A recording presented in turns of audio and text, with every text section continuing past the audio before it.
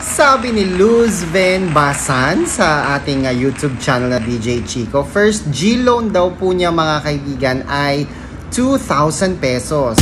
Pagkabayad niya neto, sumunod pong G-loan niya eligibility ay naging 1,000 na lang. So nakita niyo from 2,000 naging 1,000 na lang. Hindi common nagbayad ka ng maayos, tataas talaga siya, walang ganon. Eto maganda, pagkabayad po niya mga kaibigan, naging from 2,000 naging 1,000 at yung pangatlong G-loan po niya, ladies and gentlemen, ay naging 10,000 pesos. Yan po yung sabi ni Luz Ven Basan na. Pero ang hindi niya nilinaw dito, ladies and gentlemen, ay kung siya po ba ay nag-advance full payment or hindi. Wala siyang sinabi kung advance full payment o hindi. Pero ang kapansin-pansin dito, yung ikatlong loan niya tumaas.